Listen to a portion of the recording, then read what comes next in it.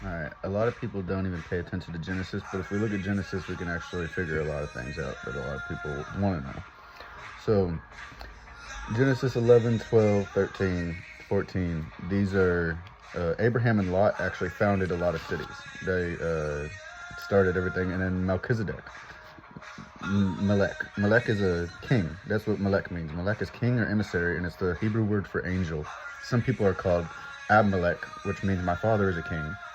And you can see right there that how it all goes together. And this is all the nations. This has all the nations in one before Abraham and Isaac, right? So then Abraham is talking to Melchizedek in 14, Genesis 14. Then Sarah and everything, and comes Isaac, and Abraham and Abimelech is Genesis 20. The sacrifice of Isaac. So then Isaac and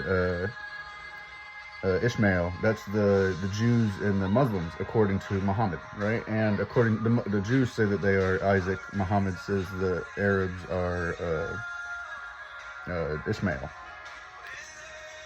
And then from there, we now have all of, what's his name?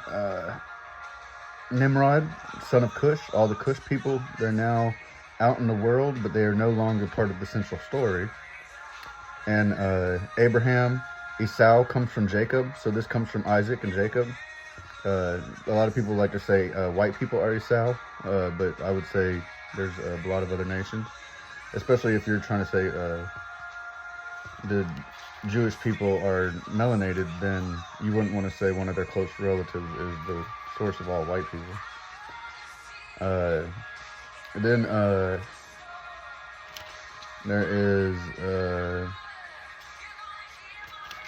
next comes the Rachel and everybody, and then Joseph in the dream coat, and then that's where it ends in Egypt. And a lot of people like to say, well, Christianity stole this and that from Egypt. Like, the Jews lived in Egypt for a long time, and they were friendly. They liked each other. They were all living there for a long time until Alexander the Great got there. So I don't know what anybody thinks stealing things from Egypt. Like, I mean, like, Egypt was like the place it was like the university. And I mean, that people say that. People that argue that things were stolen from Egypt say it was the first universities, and then they say it was all stolen from there.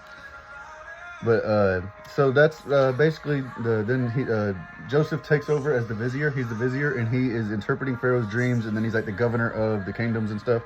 So that's how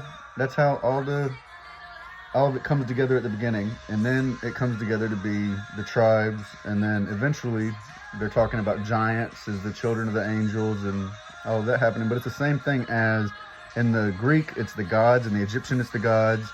The Titans, Titanomachy, Gigantomachy is the fight of the giants, and that's how it all works.